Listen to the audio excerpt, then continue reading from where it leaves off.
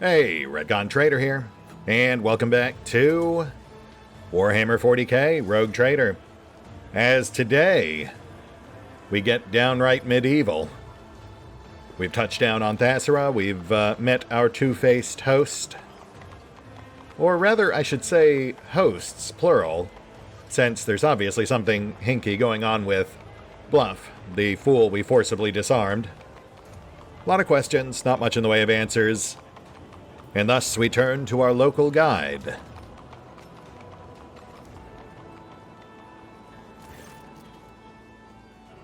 Noticing your gaze, Maeve turns to you. My celestial lord. She hesitates before continuing.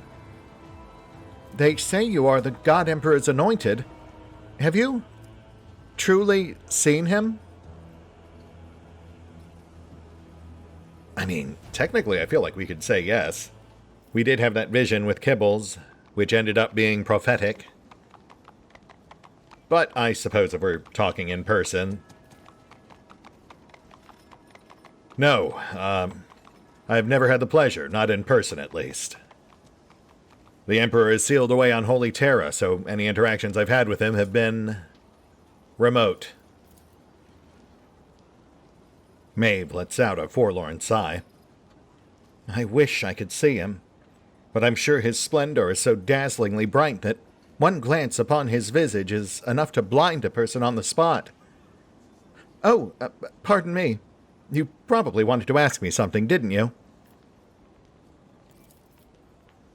Solomorn casts a quick glance around, as if looking for someone, and then nods at you confidently.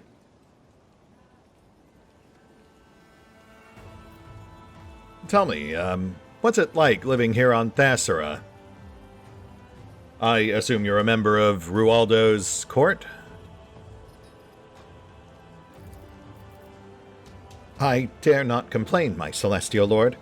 Lesser nobles such as myself sometimes receive punishment for angering our lords. But that is good, in a way. I think it makes me cleaner and brighter on the inside. It helps me to better serve the God Emperor, the holder of the key to all destinies. Maeve makes the sign of the Aquila, and turns a reverent gaze upon you. The holder of the key to all destinies. Can't say I've heard that one before. Forgive me if I've said something wrong, my lord. Preacher Antiochus said that the God Emperor holds the key to all destinies in his celestial hand. He himself sits at the very top of the great tower of humankind, from there gazing out over the worlds and stars of his domain. He sees all, knows all, and a bloody tear rolls down his cheek when he reads our shameful thoughts and deeds in the annals of our lives. But those who strive, who do not let the seed of evil into their hearts, he will reward with a new destiny, a new life, higher and better than the one before. With a turn of his key, he unlocks the dungeon of their souls. I live in hope that one day he will come to my door. Maeve's smile is one of sad resignation. How fascinating. And what are you going to do to get a better destiny?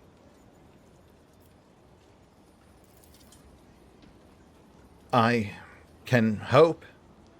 Pray earnestly, try to be virtuous and diligent, and if I manage to please the Celestial Lord, then maybe, just maybe, the Emperor will take notice.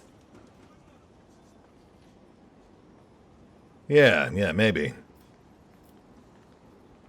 I'm sorry, could we back up a sec real quick? You said that people's souls are dungeons? In the time of darkness, the God Emperor walled up the tower of humankind against fiends and monsters to keep it safe from evil. But evil had already planted its seeds in thousands upon thousands of human souls. He locked them in the dungeon of the tower, so that they might first eradicate the evil in their thoughts. All our lives we atone for our transgression against the God Emperor. And after death, we return to his judgment. But that is our burden to bear, my lord. When I see you and realize that before me stands his anointed, one blessed by his godly hand, there is no one happier than I. Uh-huh. And just out of curiosity, how do you feel about Governor Rualdo? I won't lie, he came across as being a bit two-faced to me. Oh, he is a wonderful person. So considerate and generous. But of course his venerable age has taken its toll. He behaves oddly from time to time, but we all have our quirks, don't we? Oh, the man wearing a flayed human face is acting oddly? Well, he gave me a lovely Lacerax necklace just before you arrived. Strange, is it not? To bestow such a treasure on someone of the lower nobility. And I also noticed that we have been conversing more of late, and it's been easier. Sometimes I think he knows me better than I know myself. Right, yeah, the blue gemstone necklace. The Certium, apparently. Just like the stone and the key that Bluff gave us. Immediate impression, based on what she's saying here, it's something to keep tabs on people. Possibly some sort of psychically attuned stone. We'll have to keep an eye out for potential sorcerers or psychers while we're poking around. Plus any other info we can dig up on these peculiar blue stones. That's Certium. So, the governor has never favored you like this before. Perhaps the appointment to escort the rogue trader also came as a surprise? Maeve blinks in astonishment. That is so, my Lord Judicator. I still wonder why the God Emperor saw fit to bestow such a tremendous honor upon me. Well, that one's easy. It's because you're expendable and fly under the radar. You make an ideal spy, especially if you don't even know you're a spy in the first place. What can you tell me about that peculiar clown that kept speaking for Lord Rualdo? Bluff the Fool.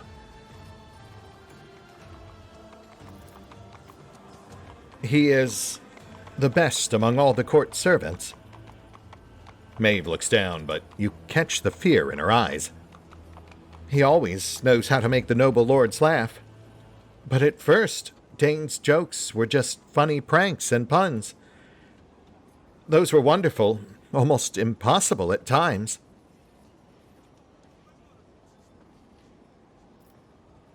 But something happened to him, this Dane. I assume that's his real name. It sounds like you knew him? Yes, he seemed to retreat into himself all of a sudden, and he started snapping back at people, saying sarcastic, scathing things. His jokes were simple before, but now there was always a nasty bite to them. And he started exploding at every little thing, and ordering me about my own brother. Having said all this, she freezes in fear, turning white as a sheet. Apologies for my lack of restraint. No, that was actually quite helpful, thanks. For a brief moment, a deep wrinkle cuts across Solomorn's forehead. So, your brother is not his usual self. This world is a tangled web indeed.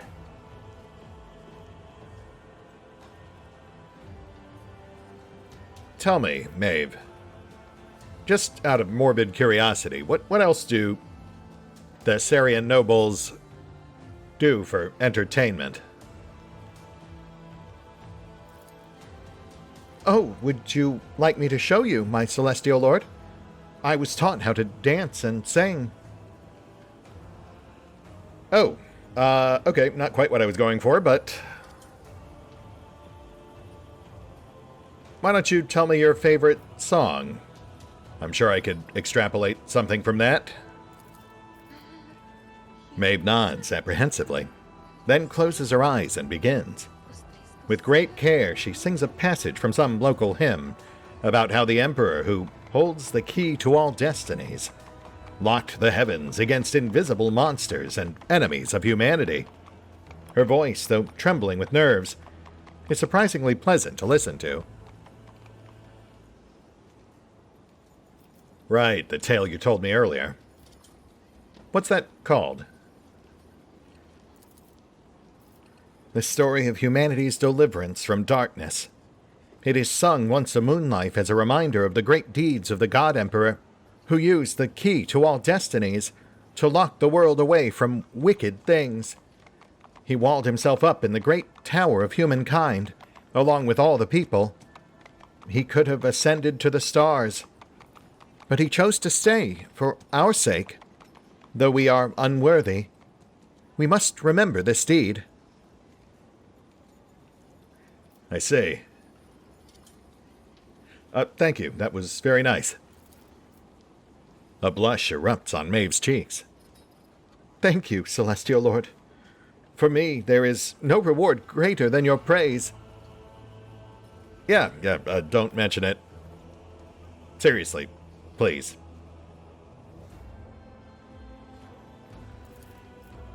It is an honor to entertain the Celestial Lord. Uh-huh. Yeah, well, let's just maybe walk quietly for a while. As you wish, Celestial Lord.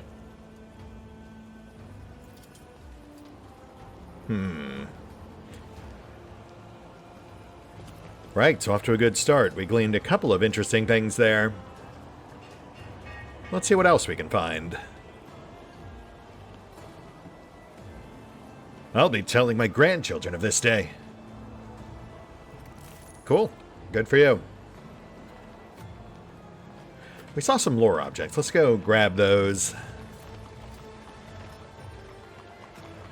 Over there. That's the carriage the Celestial Lord drives around the sky in. I heard it's chained to the firmament, and the Emperor himself lifts it up. Are you stupid or what? That's not the kind of thing the Emperor would do. The chains are fastened to the clouds. That's all. Okay.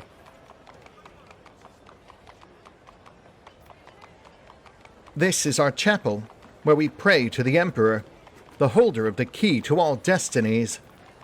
The bell in its tower can ring so loud, it makes your ears pop.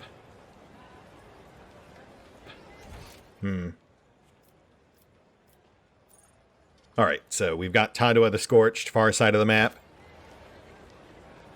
We'll take our time, check all the nooks and crannies on approach.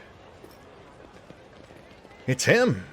The ruler of the stars who descended on an iron bird! Yes, thank you, Glado. I see it as well. Though it is nice to know there is in fact a sound cue when Glado spots something. We'll have to keep an ear out. Oh, right, I had the filter set. The Chronicle of Fates by Gorgorius Falt. Chapter 2, page 166. It befits any servant of his to thank daily the Emperor, him that holdeth the key, for the lot given them in life, as I have thanked him with my writings for thousandths of moon lives. So, too, do I thank him now with the fetters that are preparing my soul for its new destiny. The rules of this service are simple. Day after day I reverently carry with me the glass fetters, not daring to break them. Some believe that merely keeping them by one's bedside is enough to perform the sacrament. This is a lie, perpetuated by the slothful and the faint of heart. Glass fetters. An archaic description of like an IV drip or something similar, perhaps?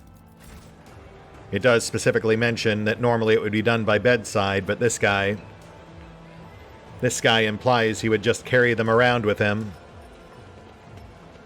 Though I suppose IVs are also technically portable if you have them mounted on like a thing.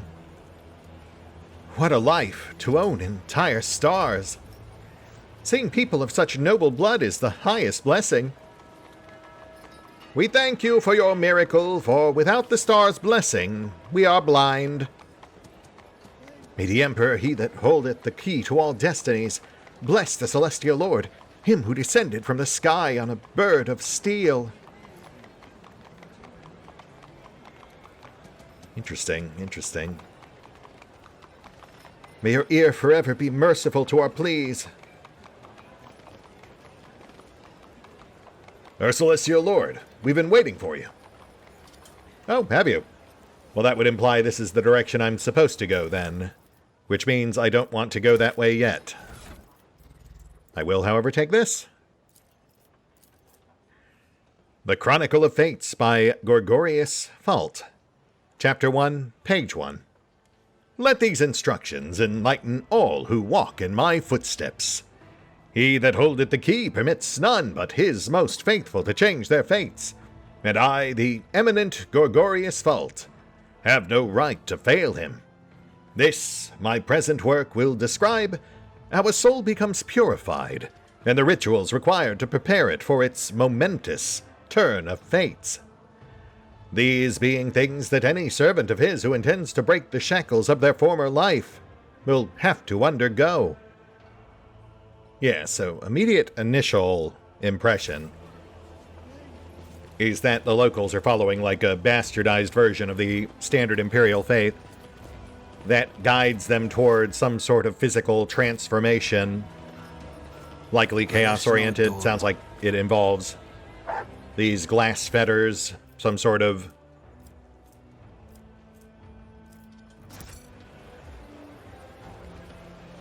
chemical introduced into their bodies, perhaps.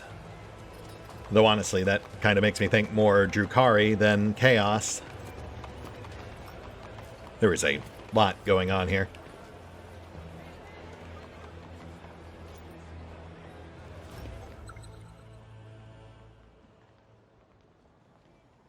Ooh, a trap. Unexpected. Also an elevated corpse. Not terribly surprising, though it does seem to indicate that in order to actually reach that bag we saw up on the rooftop, we have to go all the way around along this elevated path. Let's see what we've got back here.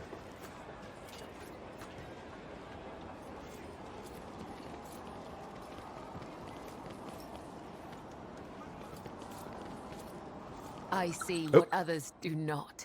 Okay, well, you know what? It's good to know that Glado, in his enthusiasm, is apparently immune to setting off traps. Assignment completed.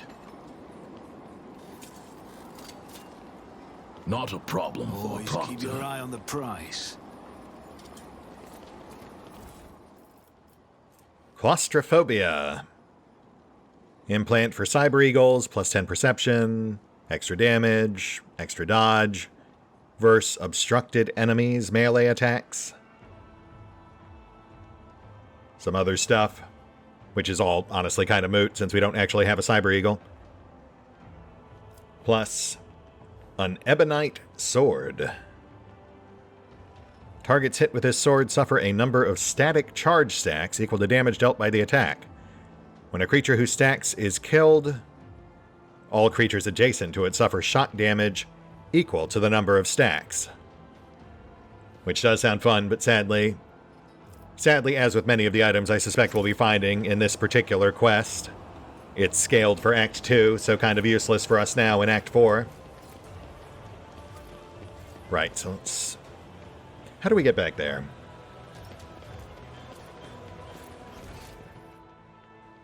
Okay, I see.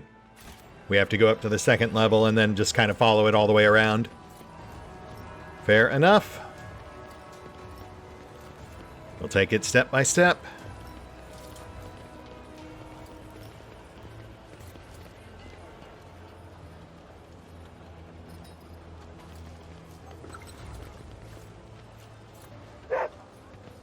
Nice, nice. Thank you, Glado. I see something up top as well.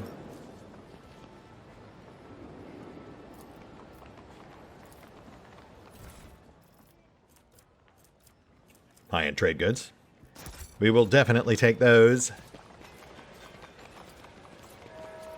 Jewelry, provisions, textiles, holy relics, all useful for the Drusians.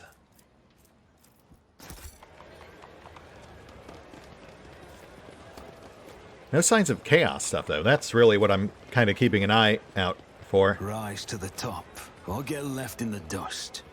Hush. Did you see Lady Noella's rotting face? No amount of whitener can fix that. They say the poor soul has been trying to cover her sores with lime wash, the kind they use for walls. Well, I don't feel sorry for her in the slightest. Everyone knows your face doesn't go bad unless your thoughts are impure, and your soul is full of vice. Ah, yes, of course. May I borrow your rouge? Ah, Warhammer 40k, Rouge Trader. I know it well. Also, that is some fascinating new context for Lord Rualdo's peculiar tradition. Not to mention for Dane/Bluff the Fool, who also keeps his face covered.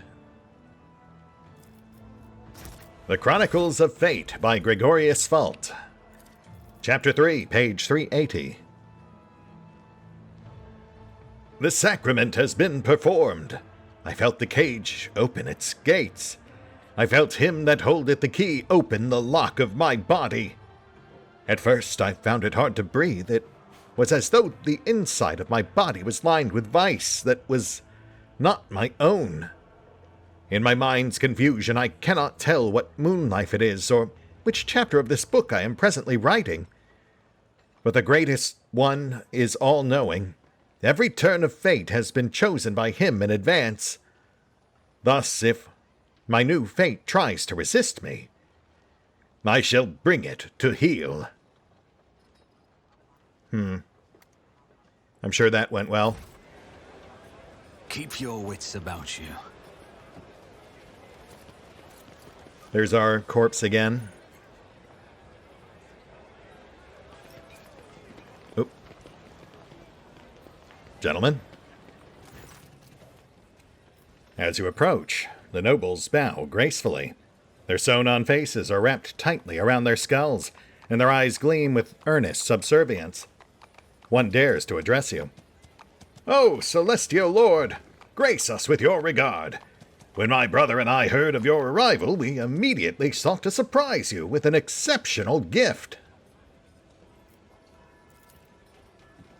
The ancient scrolls tell of a wonder, a mechanical sage by the name of Kajikor. It knows the answers to all your questions, can make other machines do its bidding, and may even predict the future. My brother and I have borne many a hardship, but we managed to acquire this magic contraption for our much-cherished guest. Oh, is that so? The box in front of you, presumably the Kajikor they speak of, exudes a strong odor of ritual oils. Made of thin planks, it is covered in so many purity seals that it seems to be held together by them alone. A stack of flimsy rough paper lies atop it, and there is a mica panel with malachite buttons attached to the front. A thin slit is visible amongst the buttons. Abelard sighs heavily and leans over to you. Sometimes when information reaches the more backwards worlds, it undergoes strange metamorphosis in the minds of unfortunate and, regrettably, parochial laypeople. Have mercy, Lord Captain. They probably have been trying to please you. After a chronoturn of heavy silence, Pascal finally intones, "I am registering an act of imitation of sanctity. This cultural phenomenon is typical of underdeveloped tribes. I also anticipate the discovery of cave pictograms dedicated to the divine arrival of the more advanced units." Pascal, was that a joke? Gotta say, bud, I really kind of figured you'd be more outraged. That just seems to be kind of your default state. Alright, well, I mean, between Abby and Pask, I'm I'm not going to come down too hard on these guys, though. I can't resist having a little fun with them, I think. There is a barely audible breathing coming from the box. Whoever is inside wants very much not to be noticed. Glado stalks toward the box and bares his fangs, while Solomorn frowns grimly at the device. Really? Then again, what else could you expect from this ignorant world? Oh, it's not their fault. They seek to entertain, and entertain they have. Very well, I wish to ask some questions of this Kajikor. If I may advise the Celestial Lord, in order to receive an answer, one should take a piece of paper and slide it into the hole here. Then touch this stone and ask the question loudly and clearly. Sounds simple enough. Let's start with a baseline question then, shall we? Some simple sciences. Kajikor, tell me, what is the distance between the Earth and the sky? The sheet you offer is consumed with a speed beyond that of an ordinary autoquill. After a few moments, the sheet returns with a single notation. Lots. Well, I mean, you're not wrong. And what of the future? What does the future hold for me? The sheet shoots back out of the box and falls to the ground. It bears a solemn inscription. Glory everlasting. Indeed. Kajikor, answer only yes or no. Is your next answer going to be no? The miraculous device reluctantly accepts the offered paper and makes a vague, moan-like sound. After a languid moment of waiting, you are presented with a sheet that reads, Air, which most likely means error. You know what? Fair enough. One last question, O mighty Kajikor. What is the punishment on this planet for liars and frauds? The box holds the paper for a long time. When the sheet finally emerges from the slot, it is visibly shaking. You see the words, Immolation. Please don't. Solomorn folds his arms and leans towards the slot, his voice ringing with steel. Machines cannot feel fear, Kajikor. They can only meekly accept their fate. The proctor catches your gaze and shrugs. Couldn't help myself. Yeah, I get that. All right, I've heard enough. As you wish. Do not hesitate to pose more questions. It has enough ink for many more answers. Actually, I think this charade has gone on long enough. Do you have charades on this planet? Never mind. Go ahead and let this poor guy out. Who? What poor guy? I do not... The young nobleman addressing you withers under the scathing gaze of his partner.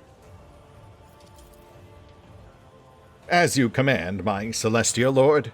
Forgive us, we wished only to delight you by reproducing an otherworldly miracle we had read about in an ancient chronicle.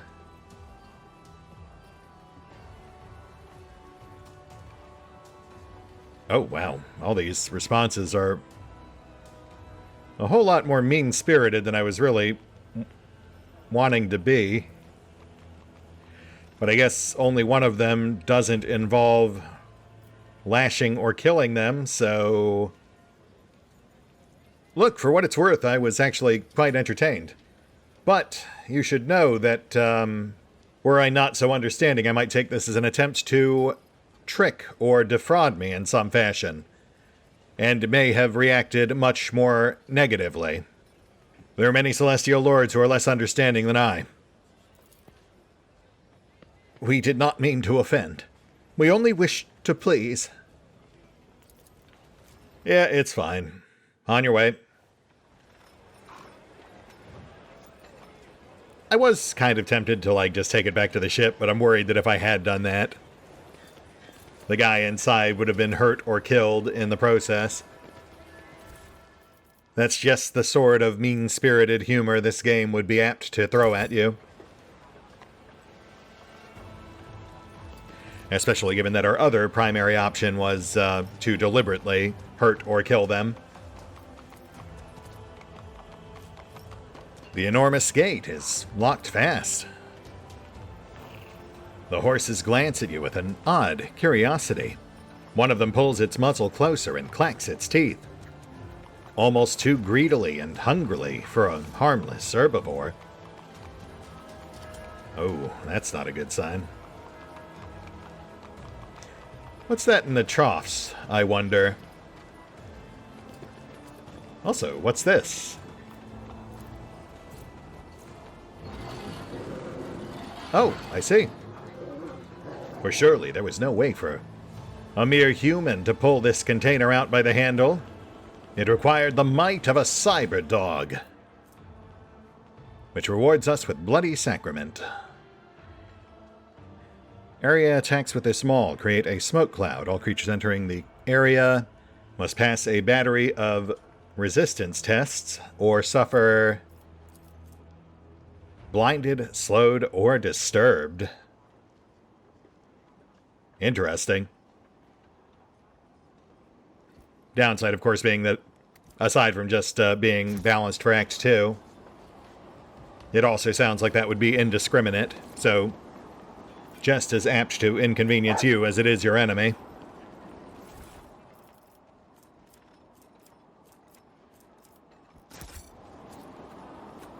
What's going on over here? Small dented metal cylinders are scattered in front of the blacksmith. The objects look familiar, but their poor craftsmanship makes it difficult to tell what they were intended to be. Oh, flub the check. But, I mean, given that there was a ballistic skill check in the first place, probably safe to say that's part of, like, an attempt to make crude firearms or perhaps explosive ordnance like pipe bombs.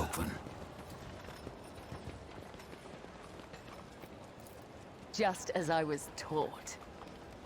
Judging by his attire, this man was of high social standing. Someone has carefully and skillfully peeled the skin off his face. Oof. Yeah. I mean, I get the appeal, but there's just no recovering from that kind of loss of face.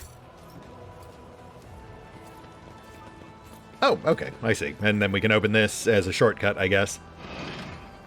Neat.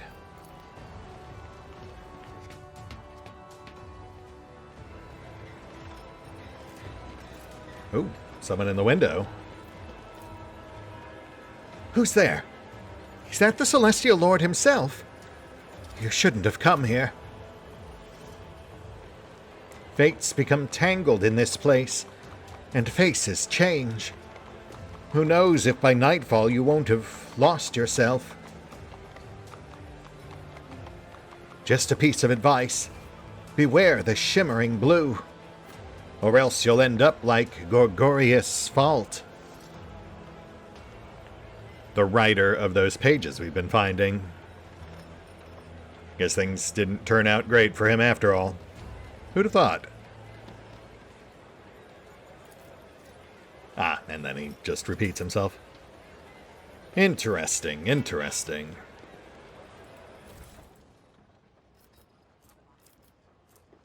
Immaterium Shroud. Yeah, we're not going to worry about the pet mods too much since we basically don't have any aside from Glado. They really made these pet mods kind of overly complicated.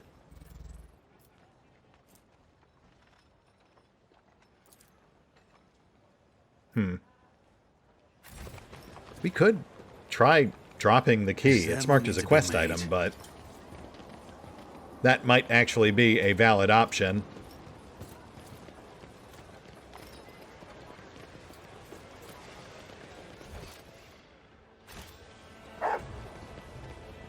This gate leads straight to the main square. Let us hurry there. Yeah, one sec. I just, I heard Glado bark, so I'm wondering what it was at. Nothing's really jumping out at me, so... Alright, moving on. Janusi and Lacerax! Oh. With... Oh, Cyber Lacerax. Huh. And glass vials attached to embedded harnesses. Interesting. Glass fetters, one might say. Also, I do find myself wondering how a planet like this got its hands on cybernetic animals from another world. Unless I suppose the Lacerax is common to multiple worlds, question mark? Take whatever you please, your celestial highness. Everything is free on this festive day. Really? I'll grab something too, then. Are you also the ruler of the stars? No? Then you can pay for yourself and for his highness. Whoops, sorry. But good on you, bud. Nice stall tactics. Gotta keep tabs on that one.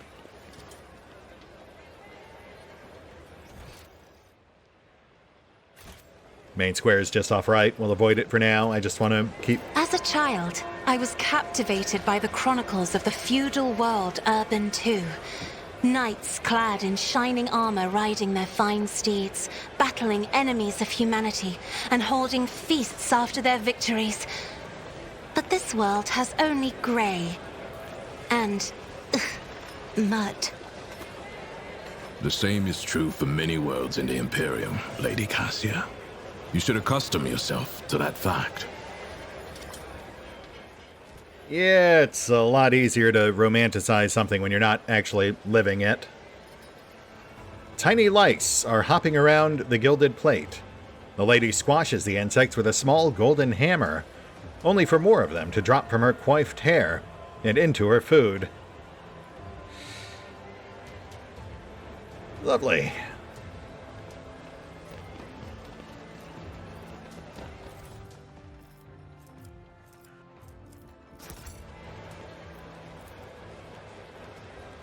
You notice a veritable mountain of leftovers under the table. The guests have been tossing scraps onto the floor without thought. Sure. Pretty standard signs of excess waste by the upper class. So what's going on with these guys?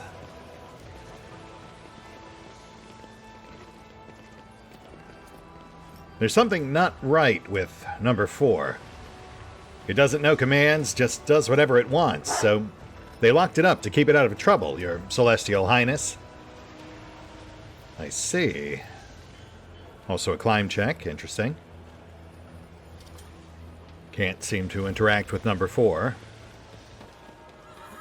Salivating profusely, the Laceraxes watch the food disappear into people's throats. Judging by their protruding ribs, the beasts have not been properly fed in some time. You know what? I feel like I might know why number 4 stopped following orders. Protective instinct. Okay, well, right off the bat, I'll say that's half the damage bonus on our current mod. No stat bonus either, so I feel like this is probably a dud, but I'll give it a closer look between episodes. Also, I've got to say, those harnesses really make me think of a lot of what we saw back in Kimura.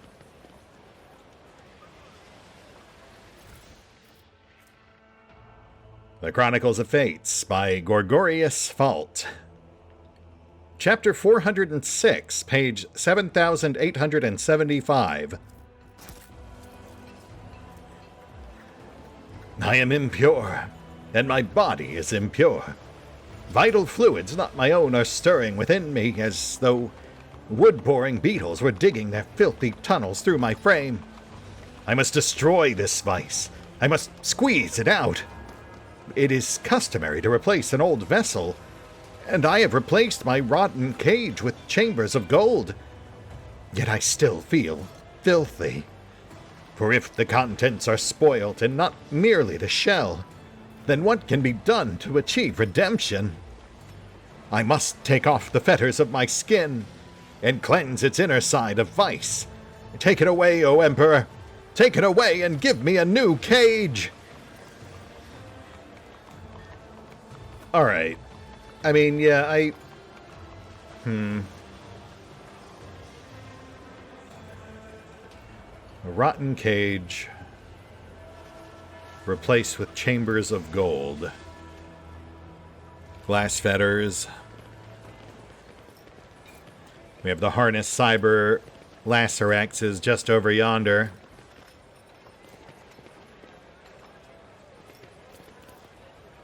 Judging by the deep scratches, there used to be a makeshift bridge here. If you put something across in its place, you can try to cross to the next roof. Okay. Seems straightforward enough. Multiple options. The rusted sheet of iron could easily reach the other side of the roof, but is unlikely to hold a person's weight.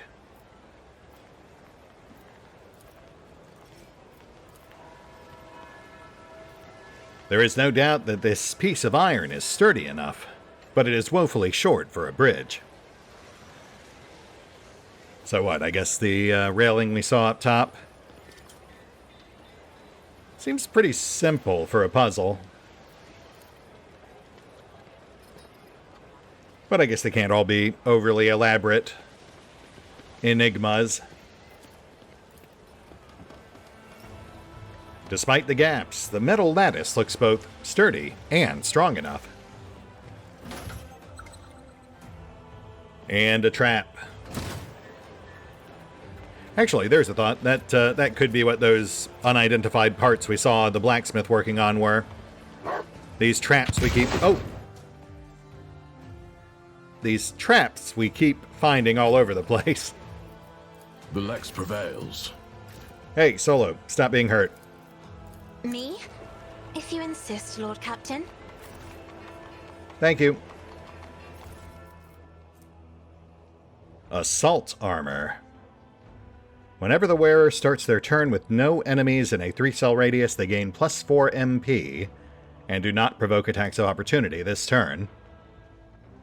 Plus 10% armor if the wearer starts their turn with at least one enemy within a 3-cell radius. Okay, so variable bonus, either extra MP or extra armor. Sadly invalidated by the low base armor rating. Scaled for Act 2. But halfway decent trade fodder. Yeah, like, even though a lot of what we're picking up isn't actually useful to us, almost all of it is the sort of trade goods the Drusians accept. This whole planet is essentially perfect for finding Drusian trade goods.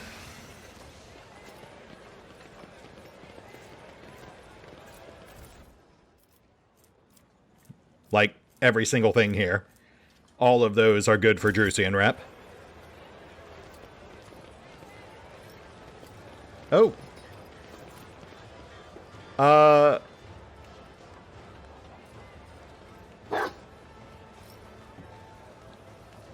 I spotted some blue rocks. I was keeping my eye out. You may not have noticed, but there's a few right there. Also, is that me? And I think Glado responded to that. That might be what he was barking at down below. I guess Glado reacts to certain interaction points, but not all of them, because we've clearly walked past several he hasn't reacted to.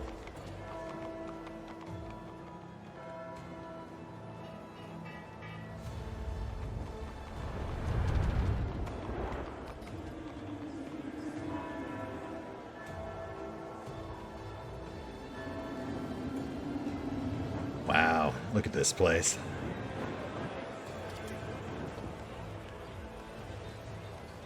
Yes, also, the guy looking at this statue is definitely a psyker. Tavrisk the Sculptor. The sculptor's mechanical hands crawl over the rough stone, their many-jointed metal fingers remaining in constant motion. Even now, you recognize your own features in the unfinished piece.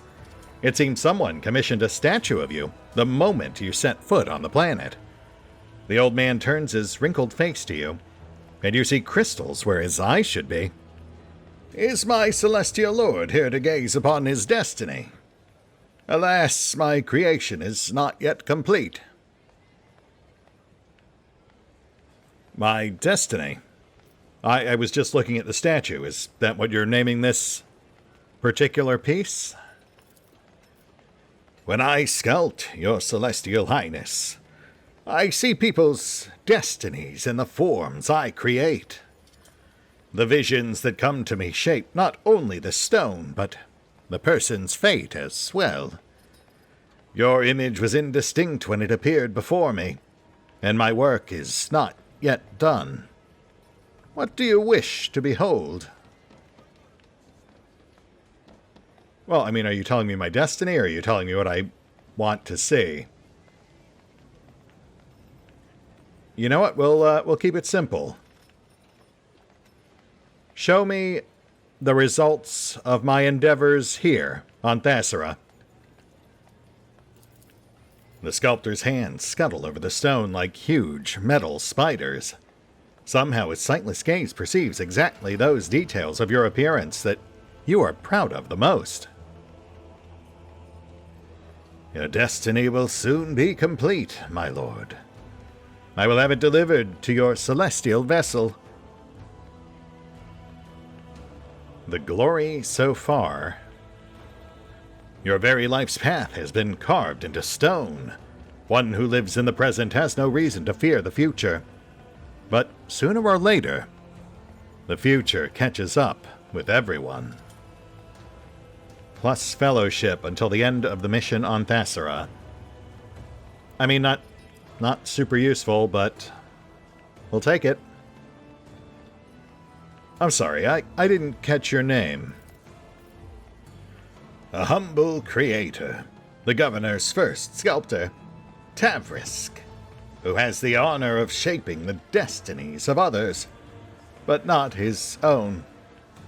Tavrisk the sculptor turns his head to you, but you see no pupils in his crystal ocular augmetics. Right, so Thasserite is clearly some sort of psi enhancer. Just to clarify, you are a psyker, are you not? It feels obvious, but I should verify.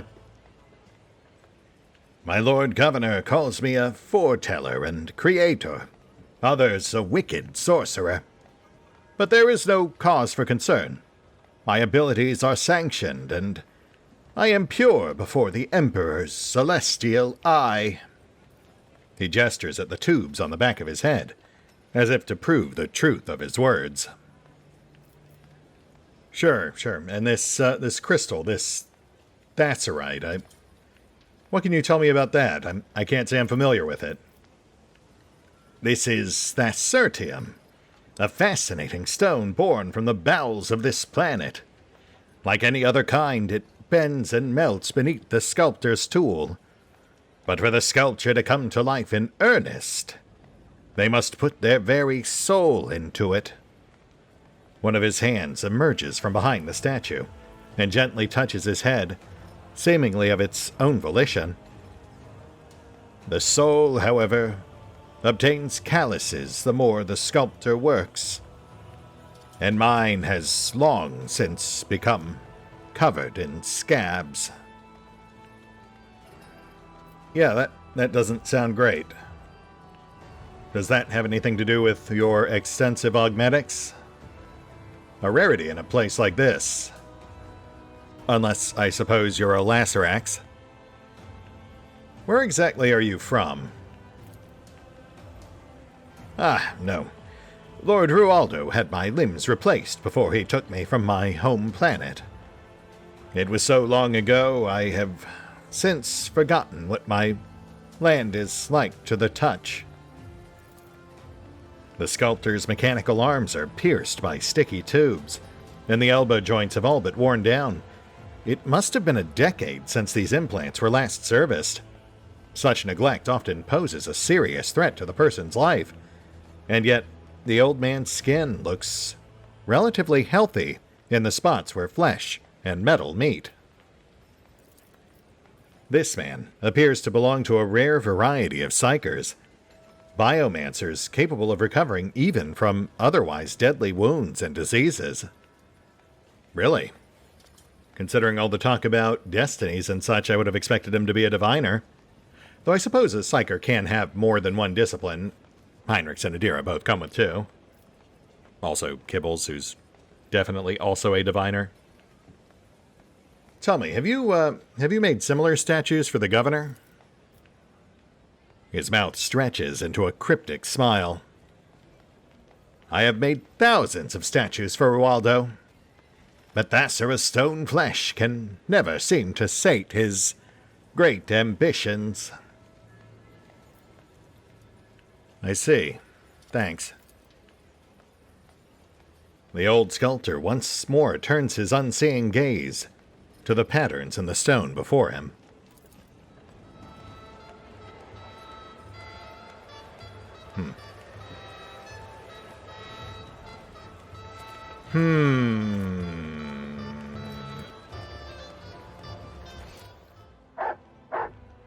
Oop. What's up, boy? Oh, I see. You're barking at that lift over yonder? Yeah, I might have to double back and take another look at where we saw those horses. Because I think what he barks at are, aside from goods, obviously, are points of interest that you can actually interact with. Like, not just look at, but that actually trigger things like that lift or the Vista point near Tavrisk.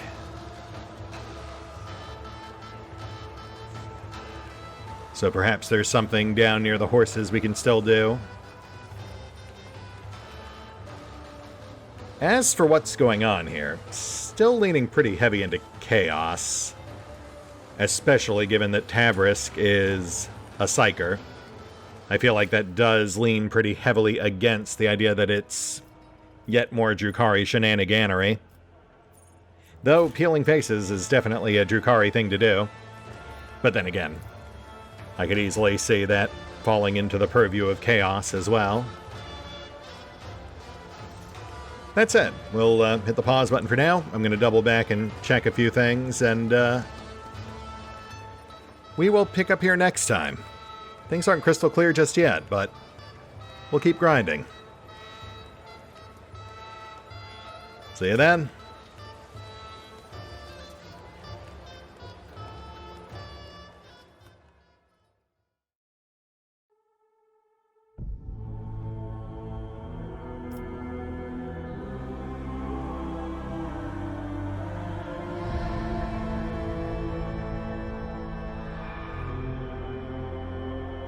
Oh, and special thanks to the Raiders, the fine folks who help make these videos possible, including but not limited to Erie V23, Revenant, Alois, Bowman, Drakiith, EgonAlter, Exsellsior, Gottlieb, James Trimmier, Kazorm, Lady Shayna, Mark Giemza, Nathan Welch Jr., OverlordPherom, RandomPassrby, RobbyB, Tomasz Piątkowski, Triphoppenskip, and Valinrook. Thanks for your support, guys. That said, if you'd also like to help support the channel, then feel free to push the buttons that do the things. Trust me, it does make a difference. Or you could even check out the PayPal, the Patreon, the Nexus GG, or the YouTube memberships. Links are in the description. And mud.